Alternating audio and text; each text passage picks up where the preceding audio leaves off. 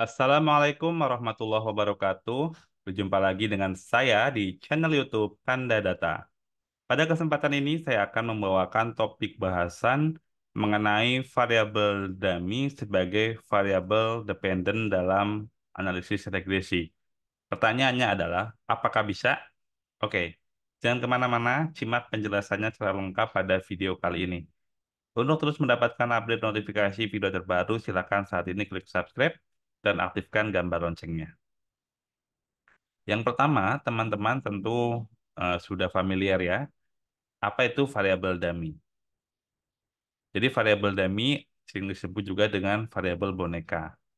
Jadi variabel ini dapat kita libatkan dari variabel non-parametrik yang sebagian besar berskala nominal ke dalam persamaan regresi yang dominannya adalah berskala parametrik, yaitu skala interval dan skala rasio. Jadi ciri khas dari variabel dummy ini adalah kita mengkategorisasi jawaban dari sebuah pertanyaan variabel ya, misalkan ya atau tidak, desa, kota, sebelum kebijakan, setelah kebijakan, belum kenaikan tarif impor, setelah kenaikan tarif impor, dan contoh yang lainnya.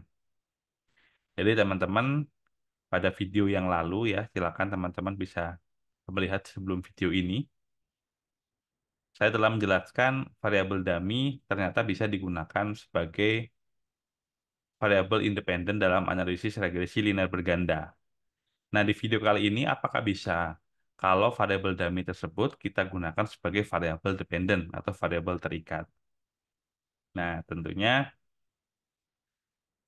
teman-teman perlu memahami gitu. Namun sebelum itu, teman-teman perlu paham kaitan skala data, yaitu pengukuran variabel dengan asumsi regresi linear berganda.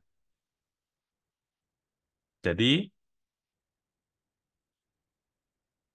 analisis regresi yang paling sering digunakan oleh peneliti untuk mengamati jumlah pengaruh variabel bebas terhadap variabel terikat yaitu regresi linear berganda metode kuadrat terkecil atau ordinary least square. Asumsi-asumsi tersebut diantaranya adalah bahwa yang pertama residual terdistribusi normal atau disebut dengan uji normalitas. Kemudian yang kedua adalah variansnya konstan. Ya, kita sering menyebutnya dengan uji non heteroskedastisitas. Kemudian yang ketiga adalah tidak ada korelasi yang kuat antar variabel bebas. Kita menyebutnya dengan asumsi non multikolineritas. Kemudian antara plot membentuk garis linear. Kita sebut dengan asumsi linearitas.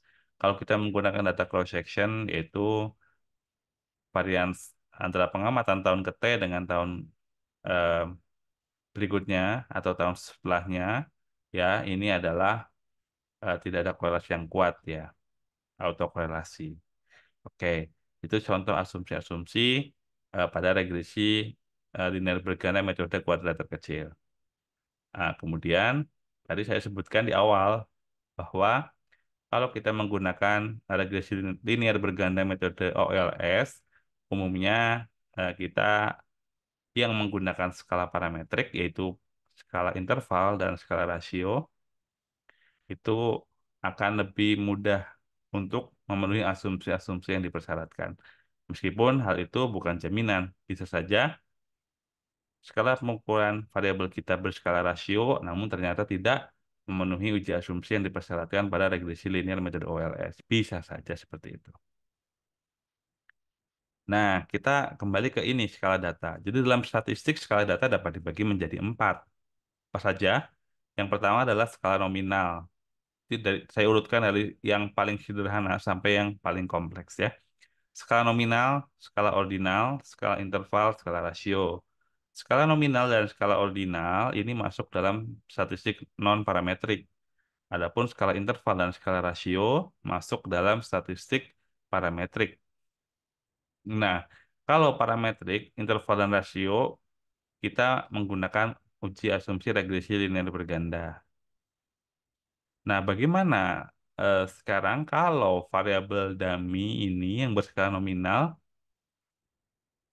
kita bisa tidak kita gunakan dalam analisis regresi sebagai variabel dependent.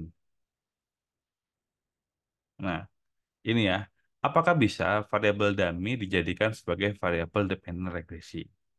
Jawabannya adalah bisa, namun bukan regresi linear berganda metode OLS, ya, karena em, kita mengamati variabel dependent yang utamanya itu adalah skalanya adalah nominal. Jadi lebih ke probabilitas, misalkan antara peluang ya dan tidak, ya.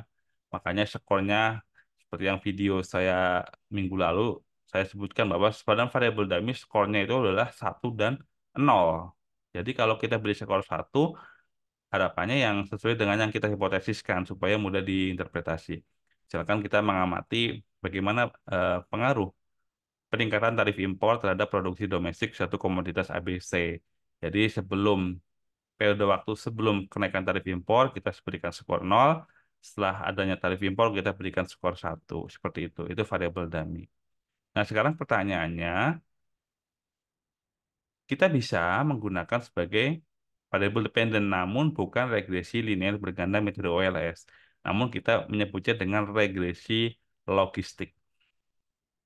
Ya, sekali lagi, jadi kalau variabel dummy berskala nominal, kita jadikan sebagai variabel dependent, maka kita gunakan regresi logistik atau regresi logit. Ya, oke, jadi jelas. Misalkan contohnya seperti ini. Contoh aplikasi atau penerapan. Kita ingin mengetahui faktor-faktor yang berpengaruh terhadap adopsi petani terhadap eh, benih unggul. Misalkan ada teknologi benih unggul yang baru.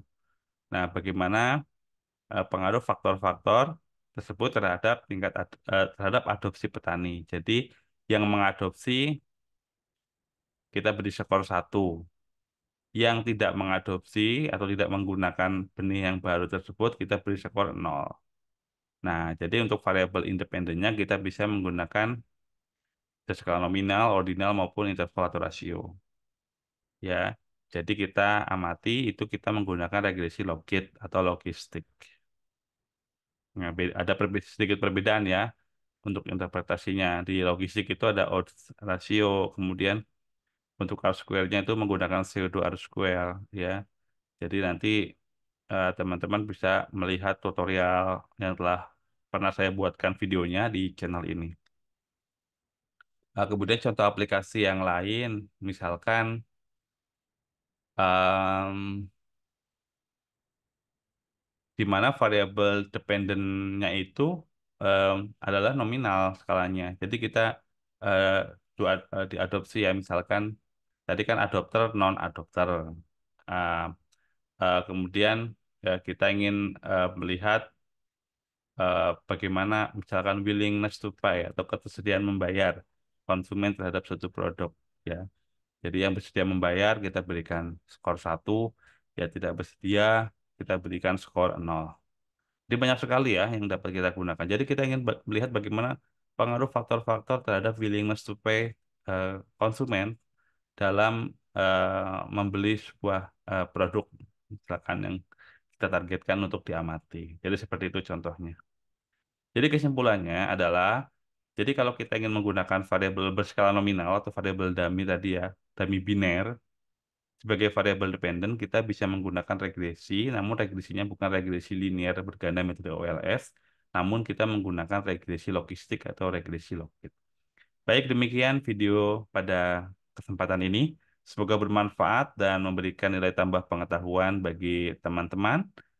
Sampai jumpa di video edukasi berikutnya. Salam sehat lalu, kurang lebihnya mohon maaf. Assalamualaikum warahmatullahi wabarakatuh.